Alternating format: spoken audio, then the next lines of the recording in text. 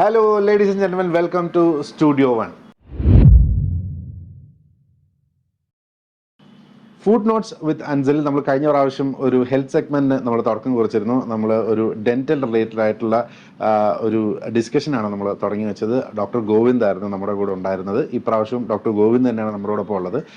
നമ്മൾ oral related ആയിട്ടുള്ള നമ്മുടെ പല്ല് സംബന്ധമായിട്ടുള്ള ഒരുപാട് സംശയങ്ങളും ഒരുപാട് ഡൗട്ട്സുകളും ഒക്കെ ഉള്ള ഒരു കാലത്തോട്ടാണ് നമ്മൾ മുമ്പോട്ട് പോകുന്നത്. അപ്പം ആ ഒരു സമയത്ത് നിങ്ങളുടെ ക്വയറീസും കൂടി നമ്മൾ പരിഗണിച്ചുകൊണ്ട് നമ്മൾ കുറേ കോമൺ ടോപ്പിക്സ് നമ്മൾ എടുത്തുകൊണ്ടാണ് ഈ ഒരു സെഗ്മെന്റിന് തുടക്കം കുറിക്കുന്നത്.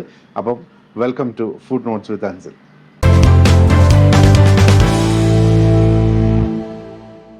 ഡോക്ടർ, കഴിഞ്ഞ എപ്പിസോഡ് അത്യാവശ്യം ആൾക്കാർ കണ്ടു എന്നാണ് എൻ്റെ ഒരു വിശ്വാസം. അത്യാവശ്യം നമുക്ക് നല്ല കുറച്ച് കമന്റ്സും കിട്ടിയിട്ടുണ്ട്. അപ്പം നമുക്ക് കുറച്ചും കൂടി പ്രൊഡക്റ്റീവ് ആയിട്ടുള്ള ആൾക്കാർ കുറച്ചും കൂടി ബെനിഫിഷ്യൽ ആയിട്ടുള്ള ക്വസ്റ്റ്യൻസ് കൊടുക്കണം എന്നാണ് ഞാൻ വിചാരിക്കുന്നത്. അപ്പൊ നമ്മൾ ആദ്യത്തെ ചോദ്യം, നമ്മുടെ പല്ലുകൾക്ക് ഒരു ഇങ്ങനെ വളരാവൂ, അല്ലെങ്കിൽ ഇങ്ങനെ ഇരിക്കാവൂ, അല്ലെങ്കിൽ ഇതായിരിക്കണം ഇതിന്റെ ഒരു രൂപം എന്നൊരു ബേസിക് കോൺസെപ്റ്റ് ഇല്ല എന്നാണ് എൻ്റെ ഒരു വിശ്വാസം. പക്ഷെ ചിലരുടെ പല്ലുകൾ നിര തെറ്റി വളരാറുണ്ട്, ചിലർക്ക് കൊമ്പല്ലുകൾ വളരാറുണ്ട്.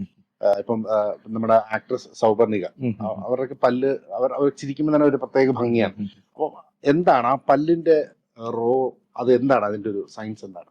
ഫസ്റ്റ് ഓഫ് ഓൾ, ഈ ഒരു ചിരിയുടെ ഭംഗിയല്ല മെയിൻ ആയിട്ടുള്ള ഒരു കാര്യം എന്ന് പറയുന്നത്. ഭംഗി മാത്രമല്ല ഇമ്പോർട്ടൻ്റ് ആയിട്ടുള്ള ഒരു ഫാക്ടർ, ഇതിന്റെ ഫങ്ഷനാലിറ്റി കൂടിയുണ്ട്. നമ്മുടെ പല്ലിന്റെ ഫങ്ഷൻ എന്ന് പറഞ്ഞ ഭക്ഷണം ച്യൂ ചെയ്ത് കഴിക്കുക, പിന്നെ അതല്ലാതെ അസോസിയേറ്റഡ് ആയിട്ടുള്ള കുറച്ച് കാര്യങ്ങൾ കൂടിയുണ്ട്. അതായത് ഈ പല്ലിന്റെ നിര തെറ്റിയിരുന്നാൽ ഭംഗിയെ ബാധിക്കുന്നത് മാത്രമല്ലാതെ നമ്മുടെ പല്ലില് ഈ മേളത്തെ പല്ലും താഴത്തെ പല്ലുമായിട്ടുള്ള കോണ്ടാക്ട് പോയിന്റ്സ് ഉണ്ട്, അതിന്റെ വെയർ ഓഫ് പാറ്റേൺ വ്യത്യാസം വരും. അത് മോണയിലേക്കോ അതിന്റെ പെരിഡോൺഷ്യത്തിലേക്കോ ഒക്കെ ഉള്ള ഇമ്പാക്ട്സ് വ്യത്യാസമായിരിക്കും.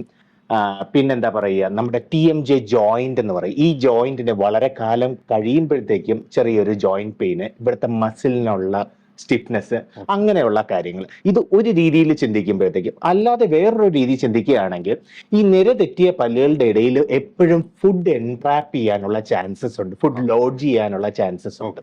സോ അത് സ്പെഷ്യൽ കെയർ എടുത്ത് ക്ലീൻ ചെയ്ത് കളഞ്ഞില്ല എങ്കിൽ, സ്പെഷ്യൽ അറ്റൻഷൻ എടുത്ത് ക്ലീൻ ചെയ്ത് കളഞ്ഞില്ല എങ്കിൽ അത് അവിടെ തങ്ങി നിന്ന് പല്ലിൽ കേടുണ്ടാക്കി മറ്റ് ബുദ്ധിമുട്ടുകളിലേക്ക് പോകും. ബാഡ് ബ്രത്ത്, അങ്ങനെ ഇങ്ങനെ ഒരുപാട് പ്രശ്നങ്ങളിലേക്ക് പോകും.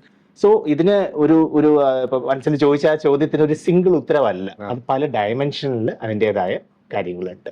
അതുപോലെ നമ്മുടെ മൗത്ത് ഹൈജീൻ, അതുമായി ബന്ധപ്പെട്ട് ഈ ചൂയിങ്കം, പർട്ടിക്കുലർ ബ്രാൻഡ്സിന് ചൂയിങ്കം ഉപയോഗിക്കുന്നവരുണ്ട്, രാവിലെയും വൈകിട്ടും മൗത്ത് വാഷ് ഉപയോഗിക്കുന്നവരുണ്ട്. അതുപോലെ നമ്മൾ കഴിഞ്ഞ പ്രാവശ്യം സംസാരിച്ചിരുന്നു പ്രോബയോട്ടിക് ടൂത്ത് പേസ്റ്റ് വരെ ഉണ്ടെന്ന് പറയുന്നത്. അപ്പം എന്റെ വായ ഭയങ്കര ഹൈജീൻ ആയിട്ടിരിക്കാൻ വേണ്ടി അത്രയും സ്പെഷ്യൽ ബ്രാൻഡ്സ് അങ്ങനെയൊക്കെ ഉപയോഗിക്കുന്നു. അപ്പം ഈ മൗത്ത് ഇതുകൊണ്ടുള്ളൊരു ഈ കൂടുതൽ ഓവർ ഹൈജീൻ അതുകൊണ്ടുണ്ടാവുന്ന ഈ പ്രോബയോട്ടിക് പ്രശ്നങ്ങൾ എന്തൊക്കെയാണ്? നമ്മുടെ മൗത്ത് വായിൽ ആവശ്യത്തിന് കുറെ ബാക്ടീരിയാസ് ഉണ്ടെന്ന് നമ്മൾ കഴിഞ്ഞ ആഴ്ച പറഞ്ഞു. അപ്പം അതുകൊണ്ടുണ്ടാവുന്ന ഒരു സൈഡ് ഇഫക്റ്റ് എന്താണ്? മൗത്ത് വാഷ് ബേസിക്കലി എന്തെങ്കിലും ഒരു ഡെന്റൽ ഇൻഡിക്കേഷൻ ഉണ്ടെങ്കിൽ മാത്രമേ ഞാൻ പ്രിസ്ക്രൈബ് ചെയ്യാറുള്ളൂ. അതിനുള്ള ഒരു റീസൺ എന്ന് പറഞ്ഞു കഴിഞ്ഞാൽ, നമുക്ക് മൗത്ത് വാഷ് ഒക്കെ സത്യം പറഞ്ഞാൽ കണ്ടിന്യൂസ്ലി യൂസ് ചെയ്യാൻ പാടില്ല എന്ന് എല്ലാ ഡോക്ടേഴ്സും പേഷ്യൻസിന്റെ അടുത്ത് ഇൻസ്ട്രക്ട് ചെയ്യാറുണ്ട്. അതായത് ഡെയിലി യൂസ് ചെയ്യാൻ പാടില്ല, ഒന്നിരാടം യൂസ് ചെയ്താൽ മതി എന്നൊക്കെ പറയുന്നത് ഓരോരുത്തരുടെ കണ്ടീഷൻ അനുസരിച്ച് ഡിപ്പെൻസ്. നമുക്ക് മൗത്ത് വാഷിൽ തന്നെ അതിന്റെ ഇൻഗ്രീഡിയൻസും പല ഇൻഗ്രീഡിയൻസും ഉണ്ട്. അത് അവരുടെ കണ്ടീഷൻ അനുസരിച്ചിട്ട് നമ്മൾ കസ്റ്റമൈസ്ഡ് ആയിട്ട് പറയും. സോ ഇതില് നമ്മളിപ്പോൾ ഡെയിലി യൂസ് ചെയ്താൽ ഉള്ള ഒരു ഇതെന്ന് പറഞ്ഞാൽ, ഒരു വായിക്കകത്തുള്ള ഒരു നോർമൽ മൈക്രോഫ്ലോറയിൽ തന്നെ ചെറിയൊരു ഓൾട്ടറേഷൻസ് സംഭവിക്കാം. ഇത് അവസാനം ഡ്രൈ മൗത്തിലേക്കും മറ്റ് അസോസിയേറ്റഡ് ആയിട്ടുള്ള ബുദ്ധിമുട്ടും എല്ലാം ഉണ്ടാക്കും. സോ മീൻസ് ഒരു ഫംഗൽ ഇൻഫെക്ഷൻ വരെ ഉണ്ടാക്കിയേക്കാം.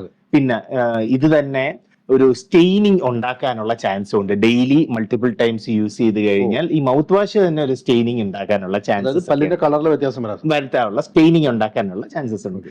സോ അതെല്ലാം ഈ ഒരു മൈക്രോഫ്ലോറയിൽ ഉണ്ടാവുന്ന ആ ഒരു ഇംബാലൻസ് കാരണമൊക്കെയാണ് ഉണ്ടാവുന്നത്. ബേസിക്കലി അതങ്ങനെ കണ്ടിന്യൂസ്ലി അല്ലെങ്കിൽ മൾട്ടിപ്പിൾ ടൈംസ് ചുമ്മാതെ ഒരു മോണിറ്റർ ചെയ്ത് യൂസ് ചെയ്തില്ലെങ്കിൽ ഒരു ചെറിയൊരു ഫംഗൽ ഇൻഫെക്ഷൻ പോലെയും ഡ്രൈ മൗത്ത് അങ്ങനെയുള്ള അസോസിയേറ്റഡ് കാര്യങ്ങളൊക്കെ ഉണ്ടാകാനുള്ള ചാൻസസ് കൂടുതൽ. വളരെ കൂടുതലാണ്. സോ അത് ഒരു ഡോക്ടറെ അടുത്ത് ചോദിച്ച് തനിക്ക് ആവശ്യമുള്ള ഇൻഗ്രീഡിയന്റ് ഉള്ള ഇപ്പൊ ഫ്ലൂറൈഡ് കണ്ടെയ്നിങ് മൗത്ത് വാഷസ് ഉണ്ട്, അല്ലെങ്കിൽ ക്ലോറെക്സിനുള്ള സാധനങ്ങൾ, പല പല ആയുർവേദിക് മൗത്ത് വാഷ് എന്നൊക്കെ പറഞ്ഞൊക്കെ വരുന്നുണ്ട്. സോ അതിന്റെ ഇൻഗ്രീഡിയന്റ് എന്താണെന്നുള്ളത് അറിഞ്ഞു വേണം നമ്മൾ ഉപയോഗിക്കാൻ.